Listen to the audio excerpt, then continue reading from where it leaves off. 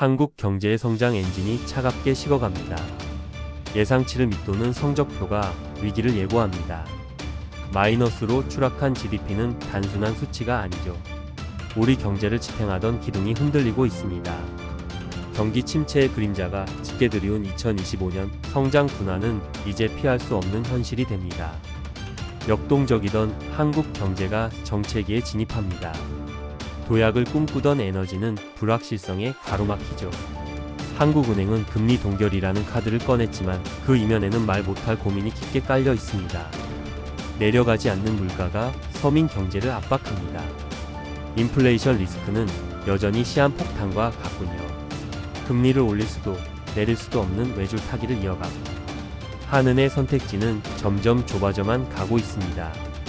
시장의 눈동자는 중앙은행의 입술에 쏠립니다. 작은 한마디에 금융시장이 크게 출렁거립니다. 치솟는 물가에 소비자들은 지갑을 굳게 닫았고 전통시장과 상점가는 적막감만 흐르고 있죠. 얼어붙은 내수는 좀처럼 녹을 기미가 없습니다. 소비 절벽이 자영업자들을 벼랑 끝으로 밉니다. 미래를 향한 기업들의 투자가 멈춰 섰습니다. 불투명한 전망 앞에 자본은 숨을 죽이고 있죠. 성장의 동력이 될 기술 개발조차 미뤄집니다. 투자의 공백은 곧 미래 경쟁력의 상실입니다. 요동치는 환율은 수입 물가를 자극하는 도화선이 되었습니다. 외환 시장의 변동성은 기업들을 긴장시킵니다. 수출 강국의 위상이 예전 같지 않은 모습이죠. 글로벌 수요 둔화가 수출길을 가로막고 있어요. 흑자 기조를 유지하던 무역의 적신호가 켜지고 국가 경제의 보루인 외화 가득에 비상이 걸립니다. 급변하는 국제 정세는 공급망을 뒤흔듭니다. 그 틈바구니에서 한국은 생존을 고민해야 하죠. 우리는 지금 거대한 변화의 기로에 서 있습니다. 과거의 방식으로는 더는 앞으로 나갈 수 없죠. 저성장 고물가라는 구조적 덫에 걸린 대한민국, 낡은 경제 틀을 깨트릴 혁신이 절실한 때입니다. 눈덩이처럼 불어난 가계부채는 삶을 짓누르고 금리 부담에 청년들의 꿈도 저당 잡혀버렸죠. 부동산 시장의 침체는 자산 가치를 하락시키고 금융권의 부실로 이어질 위험을 키우고 있죠. 기업은 채용을 줄이고 구직자는 거리로 나섭니다. 양질의 일자리가 사라진 자리에 한숨만 남죠. 첫 발을 내딛지 못한 청년들의 좌절이 깊습니다. 인적 자본의 손실은 국가적 재앙으로 다가오죠. 주력 산업의 경쟁력이 약화되고 있는 시그널이 나타났고 추격자들의 거센 추격에 격차는 좁혀집니다. 대외 의존도가 높은 에너지 비용의 불확실성이 발목을 잡았고 국제 유가의 움직임에 물가는 다시 춤을 춥니다. 경기 부양을 위한 정부의 고민이 깊어집니다. 한정된 재원으로 최대의 효과를 내야만 하죠. 대기업의 성장이 확장되는 선순환 구조가 정지했습니다.